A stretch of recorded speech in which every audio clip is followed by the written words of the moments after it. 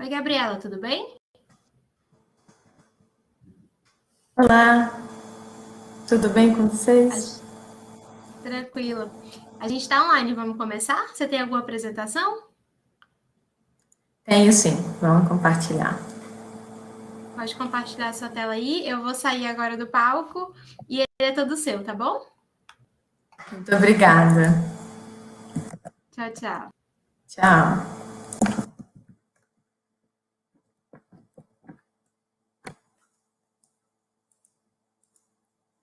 Então, pessoal, boa noite. É um prazer enorme estar aqui com vocês. Já não sei nem quantas edições eu tive o prazer de participar, de quantas edições eu tive o prazer de participar. E é sempre uma alegria e é sempre uma troca bastante interessante, mesmo nas edições digitais, é interessante que as virtuais permitem que a gente vá além do evento, na verdade, né? Muito depois dura bastante, que as apresentações ficam no ar. E hoje eu vim aqui para conversar com vocês sobre um assunto bem interessante, né? É uma provocação que eu trago para vocês. E é quem acredita em bola de cristal, né? Quando a gente pensa no futuro, o que é que o Brasil precisa fazer, né? Qual é o futuro do nosso país nesse mundo que agora é movido a dados, tá? Então, vamos começar com essa conversa bem interessante. Vocês estão vendo direitinho minha apresentação? Mando. Obrigada. Então, por que quem sou eu, né? Por que é que eu me interesso em falar sobre esse assunto, né?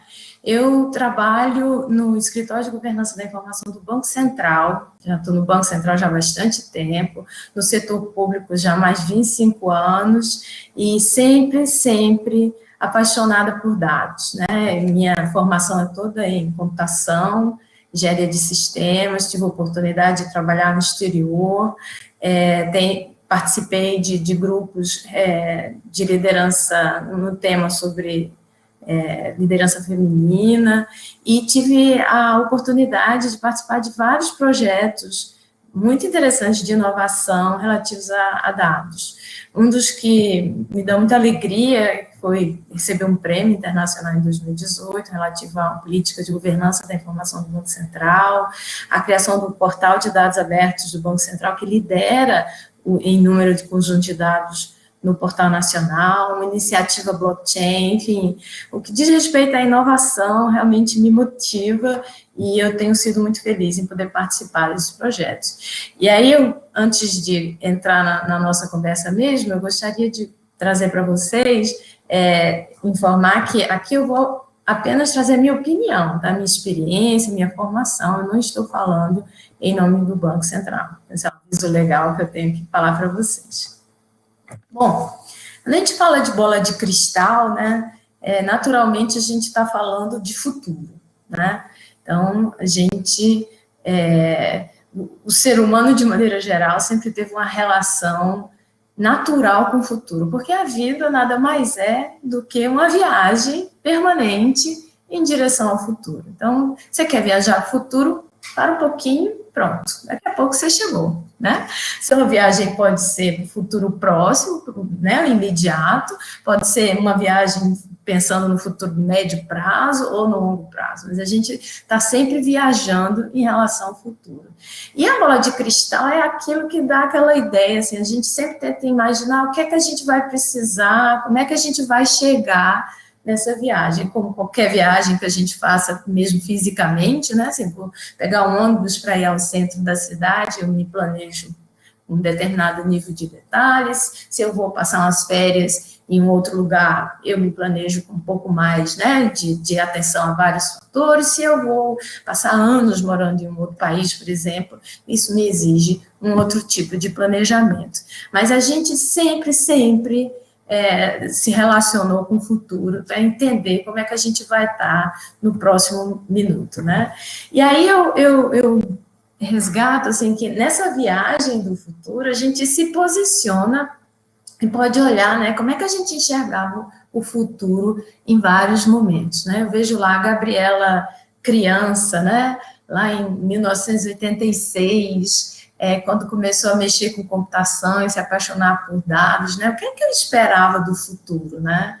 O que é que veio do futuro lá? O que é que eu esperava? Assim, muitas coisas interessantes que eu esperava enfim, algumas nunca aconteceram. Então, eu imaginava que eu iria um dia viajar para o espaço, né? Isso daí meio que ficou no meu imaginário. Outras que eu sequer imaginava, né? E realmente aconteceram, como, por exemplo, nunca imaginei que passaria por uma pandemia, com a situação que a gente viveu, de máscara, de pessoas morrendo, de isolamento, cidades, ruas vazias, nada disso, né?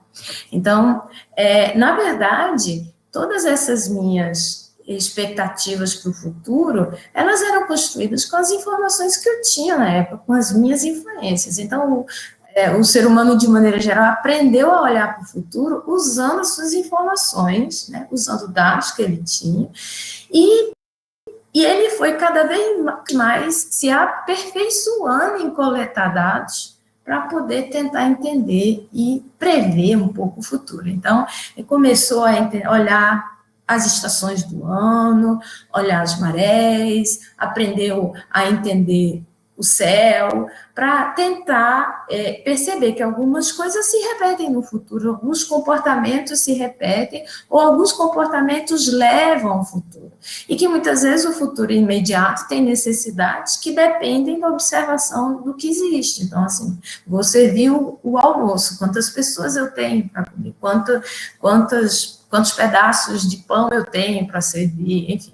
Então, eu preciso de informações sobre o que está acontecendo agora, sobre o passado, para tentar entender o futuro, né? E aí, como eu falei, o meu futuro de criança, né, foi muito influenciado pela minha realidade na época. Eu lembro desse desenho dos Jetsons, quer dizer, depois que eu cresci, eu disse, mãe da nação, né? Os carros que voavam, eu não tive acesso a nada disso, mas enfim, se a gente olhar, né, os Jetsons tinha a Rose lá, que algumas coisas realmente se concretizaram, né? Hoje a gente não tem a Rose, mas tem a Alexa, tem a Siri, né? A gente pede para fazer várias coisas, enfim, a gente tem uma série de automatizações disponíveis, enfim, que a gente se aproxima de alguma forma daquele futuro lá, baseado em algumas informações que a gente tinha, né? E eu até gosto de dizer, a gente pede, Alexa, acende a luz, ou toca tal música, e a gente tem que lembrar de dizer também, Alexa, obrigada, né? Considerando que tudo isso que está aí, todas essas automações todas baseadas em inteligência artificial, dependem, né, precisam aprender com o que a gente está falando. Então, vamos ensinar também algumas coisas. A minha filha sempre me pergunta, por que você agradece, mamãe? Eu disse, bom, vamos ensinar alguma coisa positiva, né, para eles. Outras coisas se concretizaram, né? Concretizaram, como, por exemplo, eu me lembro que achava interessante o chefe, né, do pai da família do Jetson, que encontrava ele em casa, encontrava, enfim, então, para o bem e para o mal, né, então, assim, a gente hoje tem, por exemplo, teletrabalho, realmente acontecendo, com várias vantagens, né, mas também com a necessidade de se adaptar, como hoje a gente está podendo fazer essa apresentação distante. Então, na verdade, quando a gente olha essa de entender o futuro, né, a principal pergunta a gente, quando olha o futuro, como é que a gente vai se preparar para ele, né? Então, a nossa principal pergunta é essa. E ao longo de toda a história da humanidade, as pessoas se preparavam coletando informações, coletando dados, analisando esses dados e tentando entender o que viria em seguida, né? Isso é muito importante. E essa análise e o sucesso, né, da avaliação, geralmente está muito relacionado com distante esse futuro, né, que se quer se preparar, se é um futuro mais próximo, se é um futuro médio ou um outro futuro, tá? Acontece que hoje, né, é muito importante entender isso, a gente vive numa sociedade digital, né? Tudo passa por um computador. Tudo que a gente faz, as nossas vidas, o salário que a gente recebe, enfim, tudo passa. Existe, obviamente, uma parcela da população, que é um pouco marginal a esse processo todo de digitalização, mas, no geral, enfim, os governos, a sociedade formal hoje é digital, né?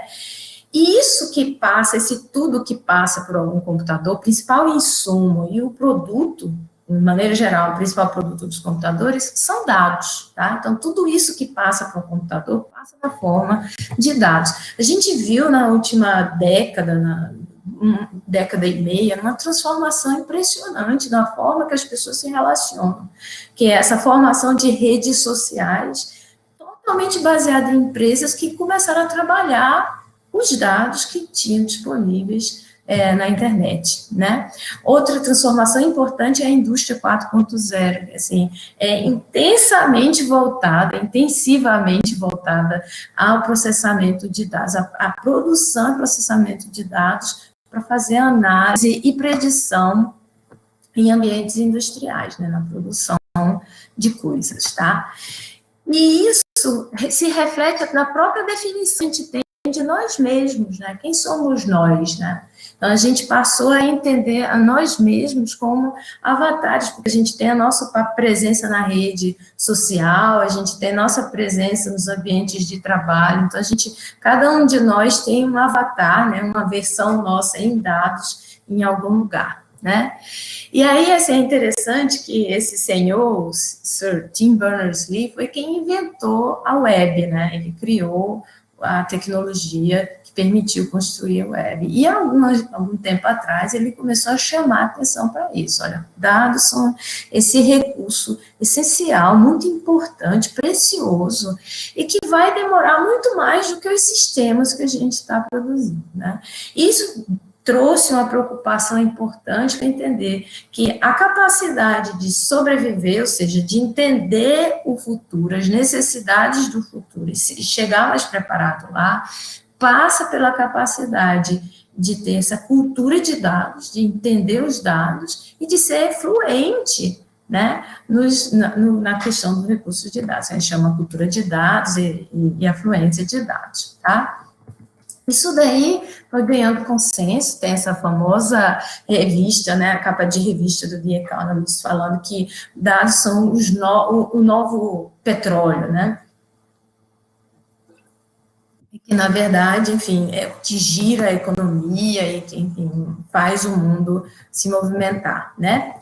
Resumindo, hoje dados podem ser considerados como um recurso essencial à vida, né?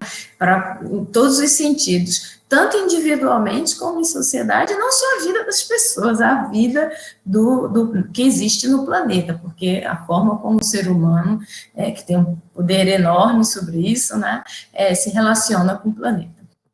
E esse entendimento, né, do valor do dado como aquele ativo estratégico para a vida e para a sociedade, né, ele já vem sendo trabalhado há algum tempo, tem a famosa hierarquia, né, do dado, informação, conhecimento, sabedoria, né, que a gente vai enriquecendo o dado até entender, usar esse conhecimento para melhorar a vida em sociedade, né? Tem várias extensões disso daí, né? De maneira geral, todas elas tratam de como é que a gente enriquece com contexto e semântico os dados para transformar ele em alguma coisa acionável, né?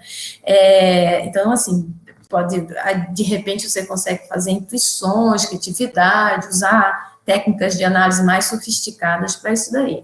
E essas análises de dados, elas têm diferentes alternativas. Tem as análises descritivas, diagnósticas, preditivas, prescritivas. Descritiva e diagnóstica quer dizer o seguinte, é tudo muito em relação ao presente, entender o que existe. Eu vou descrever um cenário e, no caso da descritiva, na diagnóstica, eu não vou só descrever, mas eu vou explicar o que é que tem.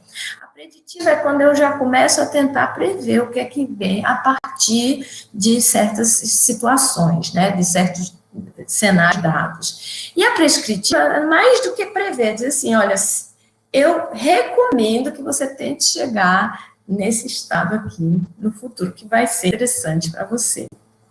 Então, assim, a análise de dados é um processo de geração de valor, né? A partir daquilo ali, a gente extrai valor. E aí, nesse cenário, né, a gente tem que lembrar que, da mesma forma que tinham as pessoas que iam estudar os céus, né, desenvolver astronomia, tinham as pessoas que iam estudar as marés e estudar a questão da Lua para desenvolver técnicas de agricultura e tudo mais, né, as estações do ano e tudo. Tinham pessoas que buscavam os cartomantes, né, que iam atrás daquela bola de cristal mesmo, assim, com poucos dados, com pouca informação, e ia ligado por superstição, ia ligado, enfim, e orientado a qualquer outra coisa que não fossem dados. Interessante que isso continua, né, até hoje. Não é incomum você encontrar nos mais diferentes níveis, no setor privado ou público, quem olhe tanto no pessoal como no profissional, se oriente ainda por superstição, por instinto, vamos dizer assim, tá? E essa é uma prática que vem se mostrando, né, cada vez mais perigosa, vamos dizer assim, né? Eu até digo que na hierarquia de Acorp tem algumas extensões engraçadinhas, né? Como a teoria da conspiração, né? E a partir dessas pessoas que costumam olhar para a bola de cristal como sendo, né, para ver o futuro sem dado nenhum. E aí é interessante ver, né, que fugindo disso daí, assim, entendendo que o dado trabalhado vira um recurso poderoso para ser uma bola de cristal que realmente se aproxime, né, de um nível de acerto maior, o dado em si, ele é um objetivo, ele em si é um produto valioso, ele não é só um insumo para produzir conhecimento. Então, a gente começou a perceber que ele é até mais do que isso, porque a partir de conhecimento, eu produzo dados que vão me gerar um ciclo virtuoso e me permitir entender até outras coisas que eu já não sabia, que eu não sabia antes, né? Então, por exemplo, quando eu tenho, esse é um artigo bem interessante, né, que explica, quando eu tenho um conjunto de conhecimentos, por exemplo, eu sei, eu estruturo esse conhecimento, produzo informações e a partir dessas informações eu vou ter dados. Então, por exemplo, eu sei como é que eu calculo a temperatura, eu entendo o que é temperatura, eu desenvolvo um equipamento que consegue medir a temperatura e eu vou passar a gerar dados sobre a temperatura. E com esses dados, aí eu vou poder entender variação de temperatura no caso de doenças, ou enfim, né, no caso de desempenho para treinos, né, para exercícios, enfim. Então, o dado em si também é objetivo, né? E é bom a gente lembrar que nem todo dado tem o mesmo valor, né? Dessa citação do Carl Sagan, que diz assim, todos os livros do mundo não têm, em quantidade, né, a mesma informação que é passada como vídeo numa qualquer cidade americana lá, na televisão, né? E, enfim, todos os livros do mundo têm bastante conhecimento, a gente tem que lembrar que nem todos os bits têm o mesmo valor, né? E aí, quando a gente fala de valor do dado, é muito, né, a gente entra nessa questão do o que é que determina o valor do dado? Tem vários aspectos. Um deles, que costuma ser decisivo, é a qualidade do dado, né? Qualidade é um fator que costuma fazer o revés da moeda. Com boa qualidade, o dado é um ativo, ele se torna um diferencial competitivo, ele, enfim, cria valor de negócio, enquanto que com baixa qualidade, ele se torna um passivo, ele oferece riscos sérios ao que está sendo feito. Então, essa questão de produção do valor do dado exige um investimento, por exemplo, no cuidado com a qualidade do dado, né? E lembrando que não se trata de uma ação, porque qualidade não é um ato, é um hábito, isso é antigo, né? Mais velho do que a fome, como se diz. Então, assim, é muito importante entender que a gestão dos dados precisa se tornar um hábito, né? Tudo isso que eu falei até agora já não é novidade, assim, foi muito bem entendido pelos países, quando a gente fala de governo, né, a gente está no stage de GovTech, né, Então, a gente, pensando nesse palco de GovTech, isso foi muito bem entendido e foi traduzido pela ONU, né, que abraçou muito isso como uma revolução dos dados. Tem esse relatório aí, que é o Mundo que Conta, que trata justamente como os dados são relevantes para atingir o desenvolvimento sustentável. E a própria ONU desenhou esses objetivos de desenvolvimento sustentável como indicadores baseados em dados. E destacou a relevância disso e como os países devem perseguir esse objetivo. Né? Ele mostrou que, nos últimos anos, cresceu absurdamente a disponibilidade de dados, o interesse de dados, né? Ou seja, se tornar essenciais, e que essa revolução de dados é o que vai permitir um desenvolvimento sustentável, assim, que vai se manter ao longo do tempo, tá? Tem vários exemplos nesse relatório bem interessantes de como o dado pode ser usado, nesse caso aqui, lá no Quênia, dados gerados por sensores, ligados com um sistema, né, que permitia identificar problemas, reduzia radicalmente o tempo de espera quando uma bomba quebrava. Imagina uma pessoa que só tem aquela bomba para ter água, para beber, para viver, enfim. Né? Antes ela esperava 27 dias depois que com os sensores e a forma de conseguir notificar que aquilo quebrou antes do tempo, ela passou a esperar menos de 3 dias, né? Então, esse é um impacto na vida das pessoas incrível. Então, assim, a ONU montou esse grupo, que chama o Grupo da Revolução de Dados, e a partir daí, foi em 2014, disparou uma série de grupos de trabalho, de iniciativas, com esse foco de dados para todos, dados para agora e dados para o futuro. Né? Uma combinação de tecnologias, padrões, princípios, enfim, e a liderança na governança de todo esse processo, destacando o papel do governo local nessa aquisição de dados. São aqueles governos que lidam mais diretamente com a população, tá? E aí entra essa questão, qual é o papel do Estado nessa revolução? Isso é muito importante. Então, qual é o papel do Estado nessa revolução, tá? Então, assim, é muito interessante, o país precisa enxergar os dados como parte da infraestrutura, como água, como eletricidade, como estrada, e planejar dessa forma o investimento na criação e no tratamento, na produção de dados, no tratamento desses dados, na distribuição. Como é que isso se patrocina, né? Então, assim, no Brasil a gente tem várias iniciativas muito interessantes. Tem, por exemplo, a iniciativa da Secretaria de Governo Digital, com a plataforma Conecta.gov, que tem até esse relatório sobre os impactos econômicos de ações pelo reuso de dados, tá? Mas a gente ainda tem muito a fazer. E agora, bem fresquinho, saiu um relatório do Banco Mundial falando, reforçando toda essa ideia, e levando a ideia que vinha lá da ONU 2014, que a questão de dados hoje ficou tão essencial que exige um novo contrato social para aumentar o uso e o reuso da informação, mas não só o uso e reuso, mas também um acesso mais igualitário, né, para fomentar a confiança das pessoas no uso daquele dado. E que precisa começar nos países, né, os governos precisam desenvolver um sistema nacional de dados mais integrados. Tem várias formas no relatório que mostram como é que o dado pode ser usado para promover o desenvolvimento, né, sociedade civil, tanto governo, setor privado, e as formas que elas interagem. Assim, mas o mais importante é isso, é explorar o valor do dado, promover a confiança e também garantir que todas as pessoas tenham um acesso aos benefícios do dado, não é necessariamente aos dados, aos benefícios do uso do dado de forma igualitária. Tá? Uma coisa interessante que esse relatório aborda é a questão difícil de dizer quanto o governo deveria gastar com dados, tá? Essa não é uma questão simples, né? Diz assim, muito difícil porque os governos não estão acostumados a governar dados, não sabem quanto eles gastam, o gasto no investimento no dado se espalha em várias agências, é muito difícil rastrear.